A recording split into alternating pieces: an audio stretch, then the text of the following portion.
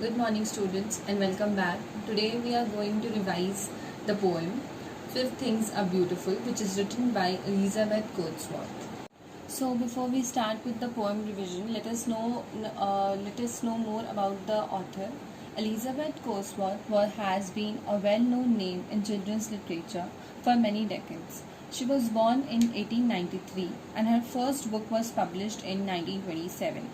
Just as a separate department for children's book were being established in American publication, her last book for children was published in 1975, 11 years before her death in 1986.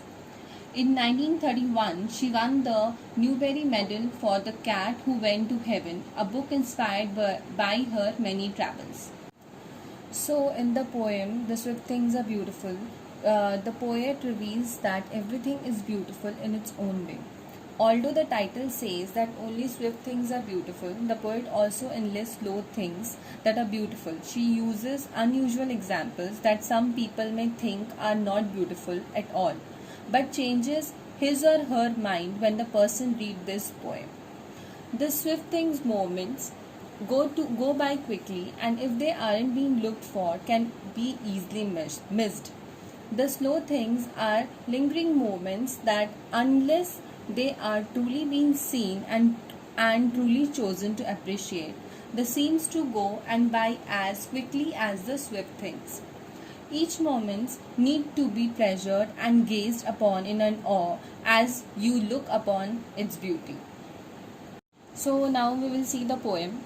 In the first stanza itself, the poet is saying us that the swift things are beautiful. It gives an examples of swift things that are swallow and deers, and then the next two lines, that is the lightning that falls bright veined and clear.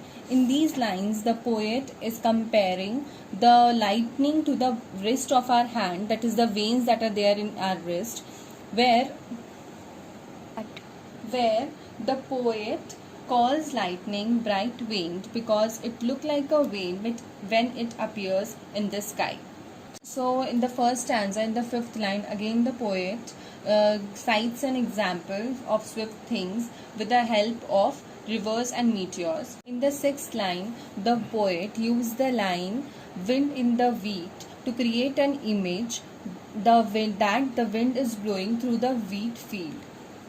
So in the seventh line, the poet used the phrase strong withered, means having strong shoulders, which is generally found in the horses.